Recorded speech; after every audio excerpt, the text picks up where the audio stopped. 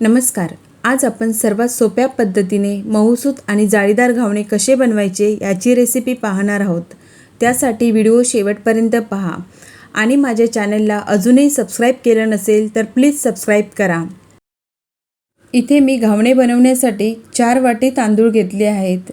मी इथे सुरती कोलम तांदूळ वापरला आहे.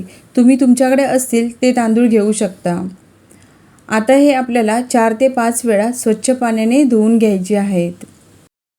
आता आपल्याला यामध्ये पाणी ठेवून 7 ते 8 तासांसाठी भिजत ठेवायचं आहे. तुम्ही रात्रभर याला भिजत ठेवलात तरीही चालू शकतं. इथे आपले तांदूळ 8 तासानंतर व्यवस्थित असे भिजले आहेत.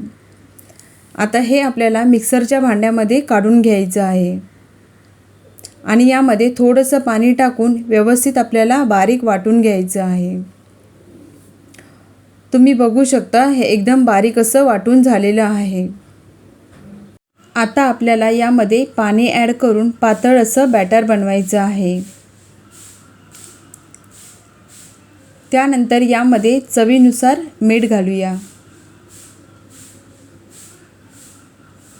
तर घावण्यासाठी इथे आपलं बॅटर रेडी आहे. प्रत्येक वेळी घावणा बनवताना हे बॅटर आपल्याला पेल्याने किंवा पळीने व्यवस्थित ढवळून आपल्याला हे बॅटर पेल्याने किंवा पळीने तव्यावर सोडायचं आहे. इथे आपला तवा गरम झालेला आहे, त्याला तेल लावून घेऊ. आता आपल्याला यामध्ये बॅटर सोडायचं आहे. बॅटर सोडत असताना गॅसची फ्लेम आपल्याला हाय ठेवायची आहे. आता आपल्याला यावर झाकण ठेवायचं आहे. 1 मिनिटानंतर आपला घावणा एका साईडने व्यवस्थित असा भाजलेला आहे. आता आपल्याला दुसऱ्या साईडने याला भाजून घ्यायचं आहे.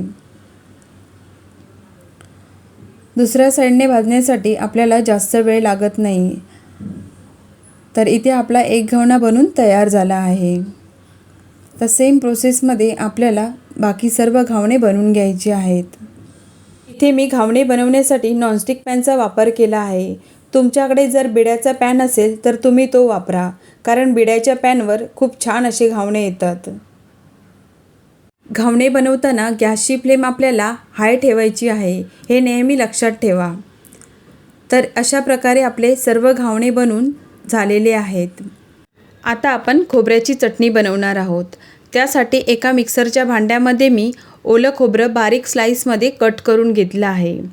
आता यामध्ये 4 लसणाच्या पाकळ्या, 4 हिरव्या मिरच्या, अर्धा इंच आलं, कोथिंबीर, चवीनुसार मीठ आणि थोडंसं पाणी. आता हे आपण वाटून घेऊया. इथे आपलं वाटून झालेलं आहे. आता आपल्याला याला तडका द्यायचा आहे. तडका देण्यासाठी एका भांड्यामध्ये थोडंसं तेल ॲड करून त्यामध्ये आपण राई टाकून घेऊ. आता यामध्ये कढीपत्ता आणि सुकी लाल मिरची टाकणार आहोत. आता गॅसची फ्लेम बंद करून आपल्याला हे चटणीमध्ये ओतायचं आहे. तर अशा प्रकारे आपली चटणी तयार आहे. आता याला आपण सर्विंग प्लेटमध्ये काढून घेऊया. पांढरे शुभ्र मऊसूत घावणे आणि त्यासोबत चटणी, हे खायची मजा काय वेगळीच असते. तर कशी वाटली रेसिपी नक्की सांगा. रेसिपी आवडल्यास लाईक करा, शेअर करा आणि माझ्या चॅनलला सबस्क्राईब करायला विसरू नका. व्हिडिओ पाहिल्याबद्दल धन्यवाद. तोपर्यंत बाय बाय.